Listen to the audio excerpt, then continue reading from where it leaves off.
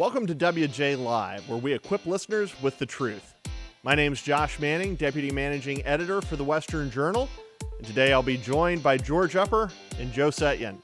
We'll talk about whether Amy Coney Barrett's nomination is giving Democrats ammunition to pack the courts, how AOC represents the deadliest COVID district in the country, and whether 2020 is just a repeat of 2016.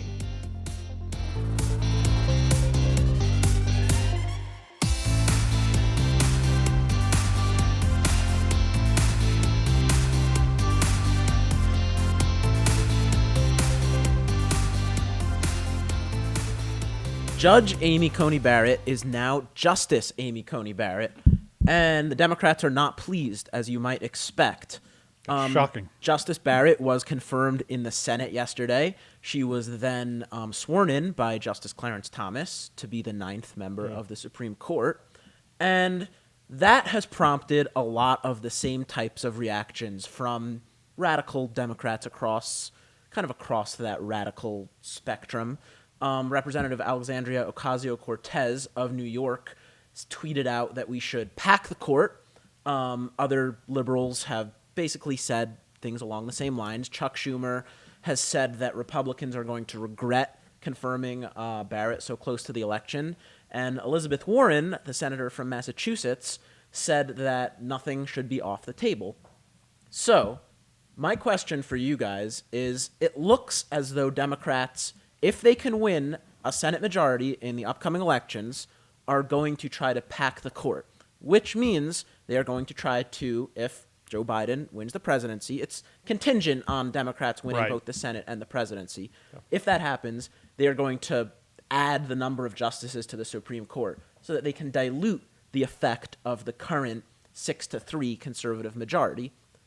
But do you think Democrats can do this? I'll ask you first, Josh. Well, we were talking about this before the show, and I think not to plagiarize you in answering your question, but I do think there's a legitimate question about what moderate Democrat senators will think about this. Yes. Especially given the idea that a lot of those senators, they're moderate because they have some conservative constituents, right? And like there Joe are a Manchin. lot of exactly. Manchin's probably the best example of that. Yeah, exactly. And conservatives, and I think even moderates to some extent, view the Constitution as something that's sacrosanct. And I think they're probably aware that the courts, if changes are going to be made to the Constitution, de facto changes, not actual amendments, as the Constitution provides for, that they're going to come through the legislative branch, obviously, and that's a huge power play. It's destabilizing to the government in general, and there's nothing in the Constitution that dictates how many justices sit on the court. Sure. Right. But it's been at 9 for I can't remember how many years. 1869. Don't quote me on that, For but it's been long, about long 150 time. years. Yeah. So, and given how polarized everything is right now, I think it would be somewhat destabilizing. You know, our own Dan Calabrese wrote a fantastic op-ed on this a couple weeks ago, saying, just kind of predicting what would happen if the Dems pack it this time. The next time you have a Republican president and Senate, they're going to do that next they're going to one-up it, and then it'll flip back and forth. He did the math on it. If you conservatively figure that control changes every 10 years, then you end up basically over 100 years, you have the number of justices is 1.5 to the 10th. You end up by 2100 having 500 justices. So you get a new legislative branch. I think, we talk about how the slippery slope is a logical fallacy, but tit for tat is a real thing. And I would be wary of that. Yeah, I think that if you look at let's say that Joe Biden wins the presidency and that Democrats win the Senate. Let's say Democrats have a 52-48 majority in the Senate, right? In order to actually pack the court, if Joe Biden agrees to it, they will need every single Democrat, or they will need 50 or 50. They will need all but one or two of those Democrats to agree to pack the courts. And then you have people like Joe Manchin. You have Jackie Rosen, who's something of a moderate. You have Kyrsten Sinema, who's not my favorite senator, but she's not a far left Democrat. What I think the liberals are forgetting is they're getting lost in the far left echo chamber on Twitter, where they're all sort of in lockstep on, yes, we have to pack the courts. Yeah.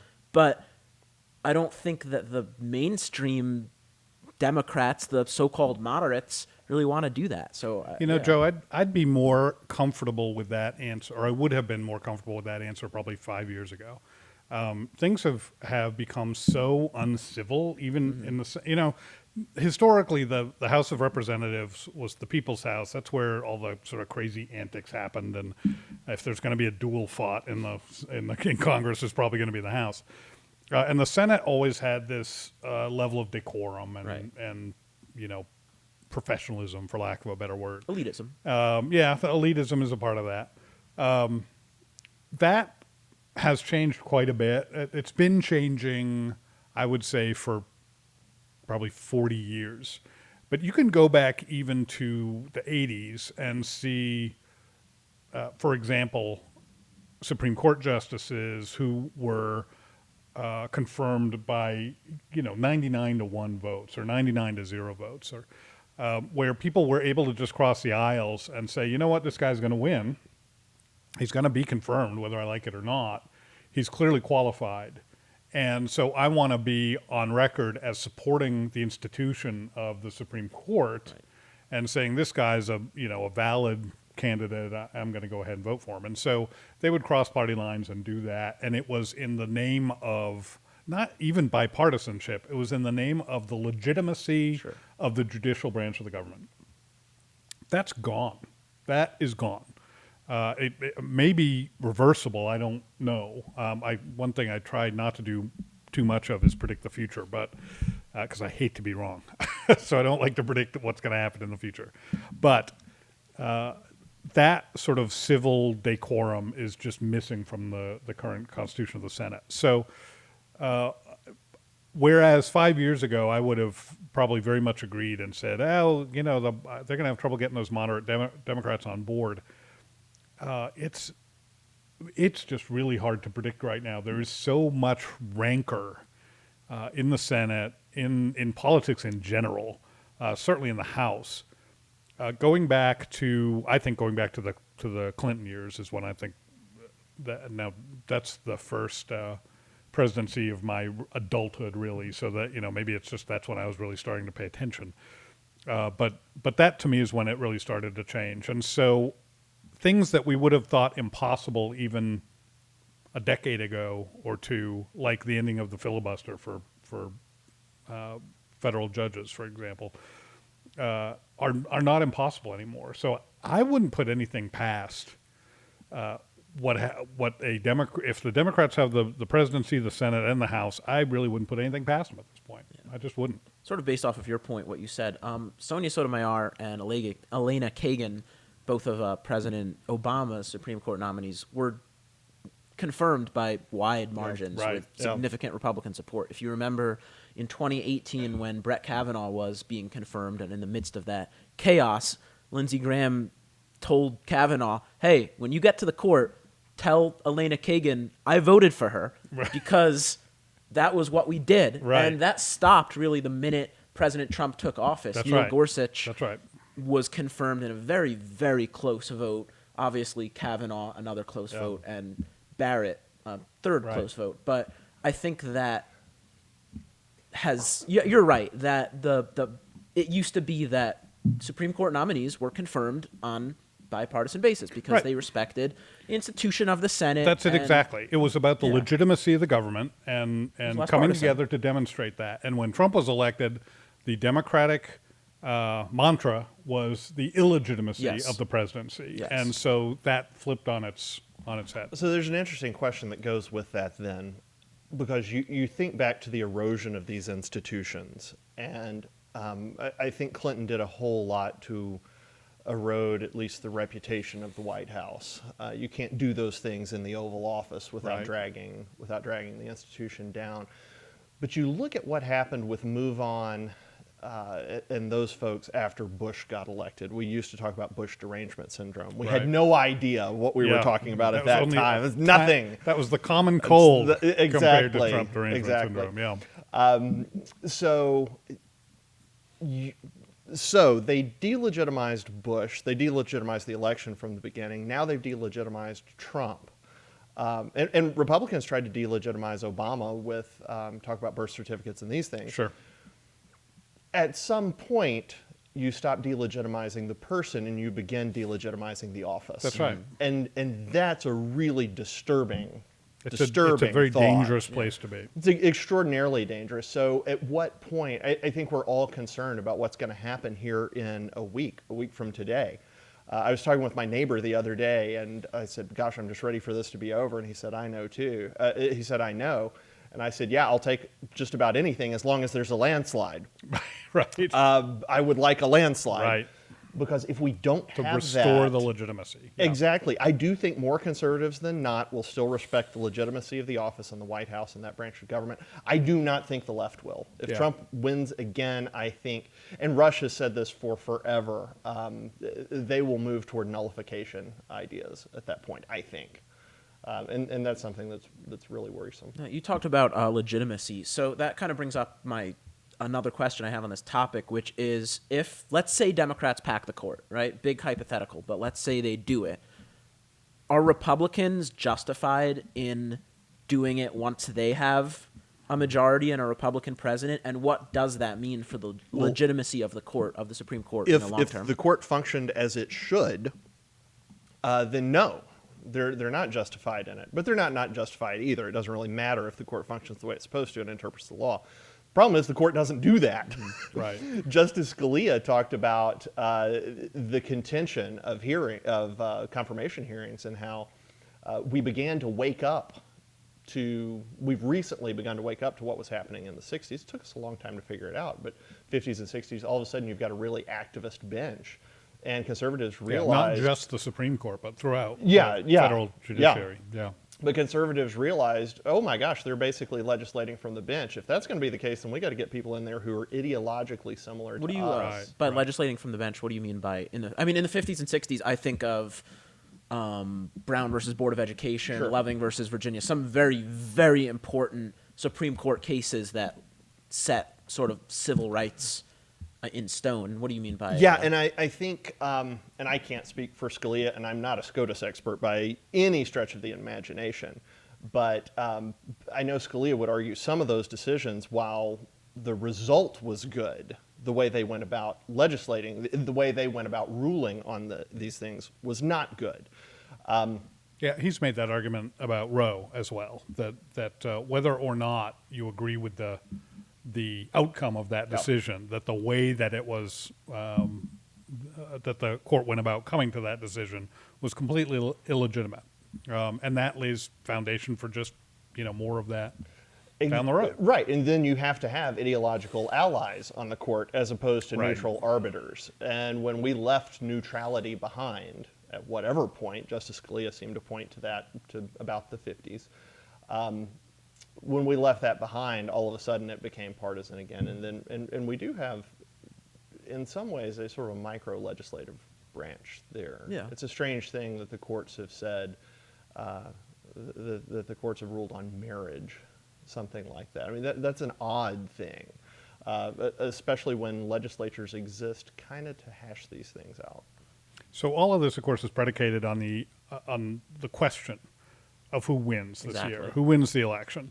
The Democrats can talk all they want about packing the court or doing whatever, but if they don't have the presidency and the Senate, as well as the House, all of those things become more problematic. So I've just been amazed at some of the correlations between the 2016 race and the 2020 race, and some of them are kind of typical or not all that surprising. Some of them, to me, are just amazing. The idea that we have a laptop that has surfaced in the past week or 10 days in the hands of U.S. intelligence.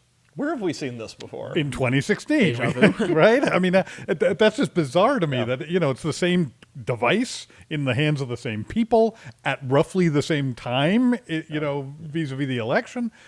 That's amazing, and there are a number of things like that. Now, Biden, I think, is a more likable candidate than Hillary Clinton was. I think my left shoe would be a more likable candidate than Hillary Clinton was. Maybe not my right shoe, but my left shoe, I think, would be. However, you have Kamala Harris, who is, at least on the right, disliked in many similar ways. And on the left. And on the left, right. People who are honest, intellectually honest. And many similar ways to the way that Hillary was disliked. So you have those things, sort of similar dynamics. You also, of course, have some very different dynamics. You have the coronavirus would be the big one. Because of coronavirus, we have this big push. Well, on paper, because of coronavirus, you have this big push for mail-in voting and early voting, which is, we already have more early votes in now than we had during the entire 2016 election cycle. So that's going to be different. So there are similarities and differences. We do have a president in Donald Trump who, again, seems to be surging somewhat at the end of the cycle, which certainly happened in 2016. We have a bunch of distrust of the polls, which we had in 2016. So what does that look like to you guys? Are we looking at a cycle in 2020 that looks very much like 2016, or are we looking for different results? What do you guys think? Well, as the resident libertarian, I will chime in on what I think is one of the biggest differences, right, between 2020 and 2016. And that is third-party candidates. Oh, yeah. Third It party. is third party. Okay. But in 2016, you had one. I was joking. Yeah, well. It is. That's what he meant. Okay. The well-known That libertarian, happens dealing with libertarians. the Libertarian nominee at the time was Gary Johnson, Right. Who, not particularly well-liked, kind of a boring candidate. Well, but fun when he explodes. he on was reporters. the former governor, I think, of New Mexico. Right. A well-known guy. He's kind of nationally known. He ended up pulling in a good percentage of the vote. I think it was 3%, something like that. And Jill Stein actually And did Jill fairly Stein well for the also, Green Party. who I think maybe 1.5%. Don't quote me on that, but she did get a good percentage of the vote. Now this time you have the Green Party nominee. I don't even know who it is. He or she is not on very many ballots. It's and I can't think of his name either. I want to say it's like Hubert or something, but it's probably Gary Johnson. I don't know. Hubert. The big difference, though, Hubert is running for the Green Party. Yeah, I'm not sure who it is. The Libertarian nominee is Jo Jorgensen, who Right. I respect a lot. I think she has some great ideas. I've interviewed her. Very smart person. She's very smart. She's a former educator, very pro-freedom candidate. Nobody knows who she is. Nope. She is not good at marketing. The Libertarians Party in general has are not. been terrible at marketing themselves for as long as the Libertarian Party has existed.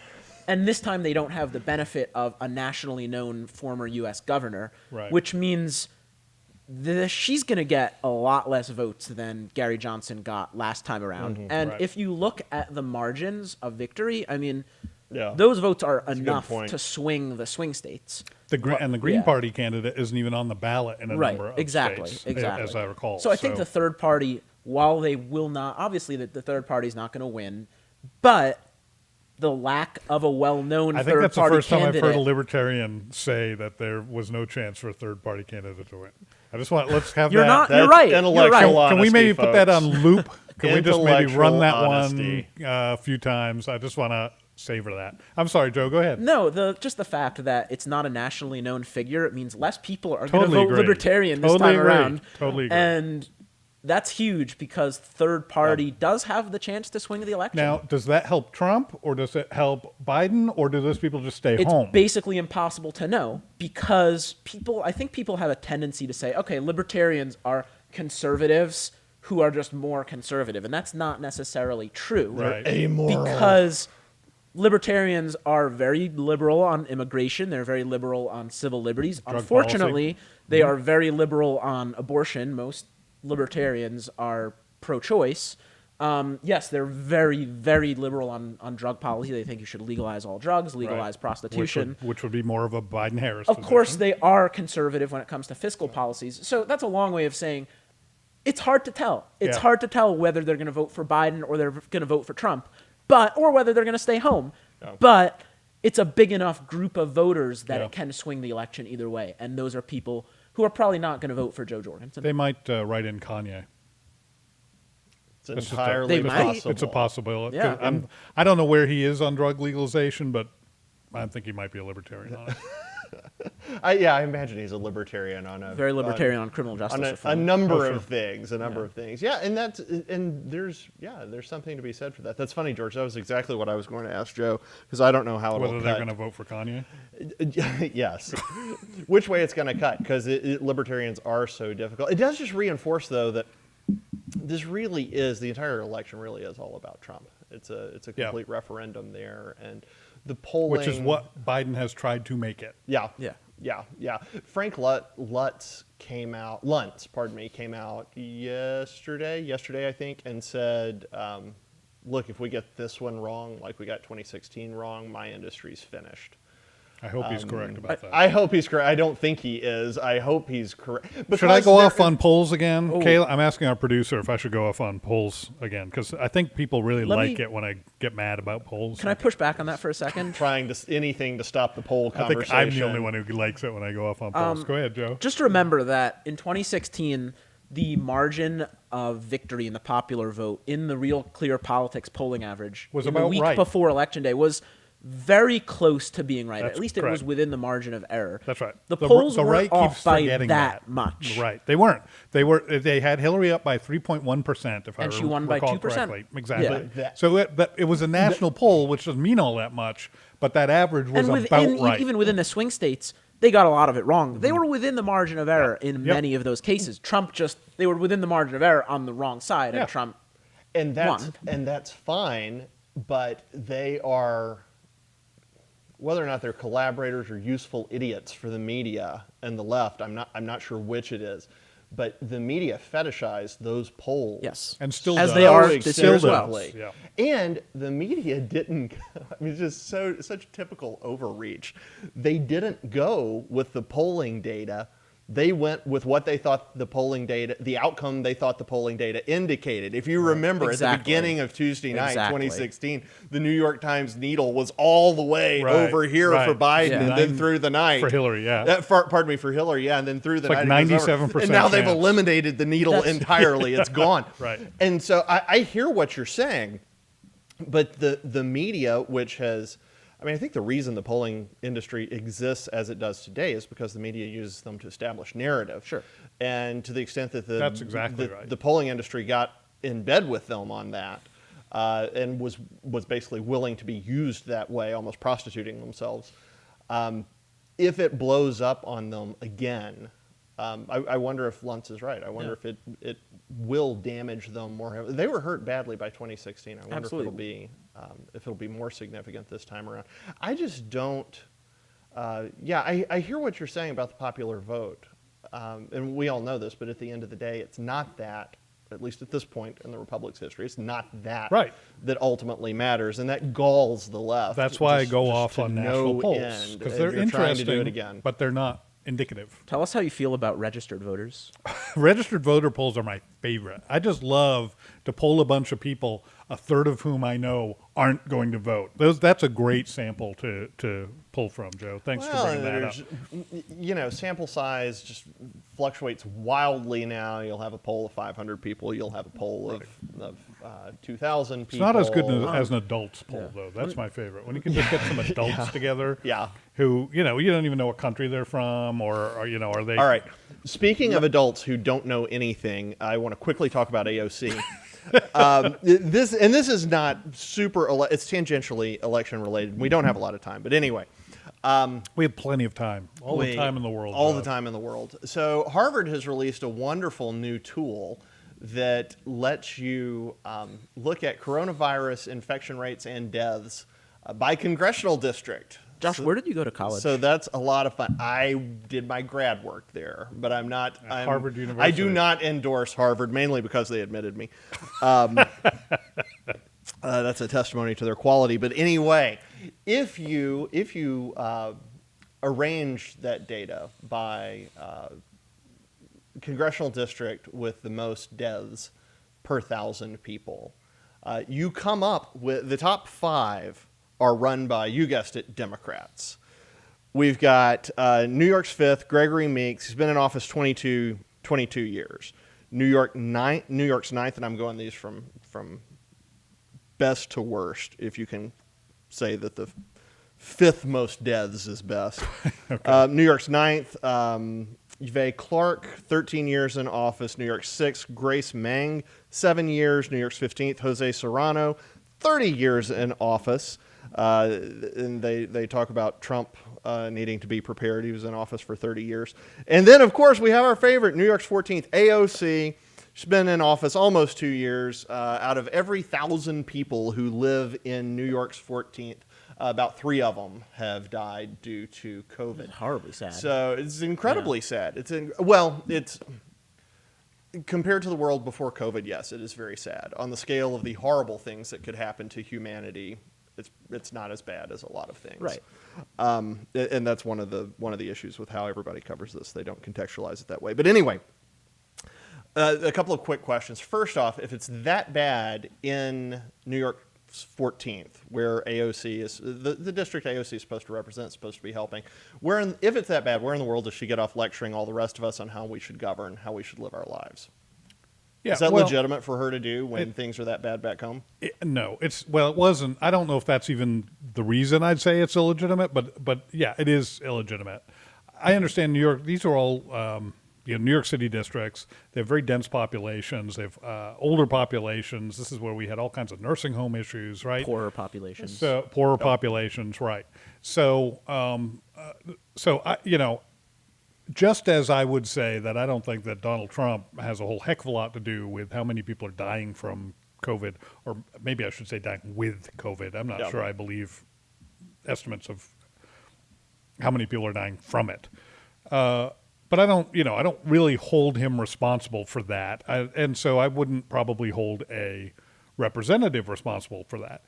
It calls into question exactly what you say. It calls into question, though. For AOC to be lobbing grenades at anyone else when that's what her home district looks like is just ridiculous. I mean, that's essentially her washing her hands. I have nothing to do with it. These are my people. They elected me. I have nothing to do with this.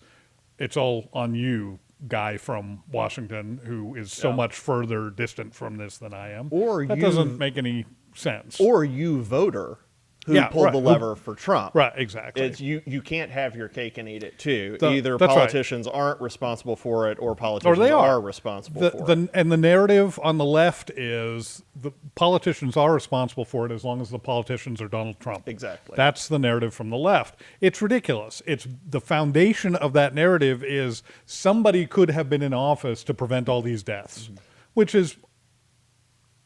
I mean, I hope these people know they're lying. I hope they're not that stupid. No, they don't. No, they clearly. I think they clearly don't know they're lying. They genuinely think government could solve this on some level. Sadly, I think you're right, but that's ridiculous. But it is ridiculous, and that's the nature of human existence. There are things that we simply cannot fight. Yeah, it's what happens when you make the government your god. Yeah, that's right. The government will great save point. us. Yeah, you pray to it, you beg it, you hope that if you sacrifice enough to it, that it will then give you good things. Right. Like it becomes your provider. It saves us from the devastation of climate change and poor economic times and all of these other things. It will give us good harvests. Yes, it will give us good harvests if we behave the way they say we should. It says we should. That's right. It's almost like bail. Do what? It's almost like bail. Yeah, and it does actually exactly want you to sacrifice your children. Right. So it's a combination of bail and Molech. Yeah. Let me go off George's point for a second. I agree with you that AOC really has no point in. She shouldn't be criticizing Trump over that. It's a grift.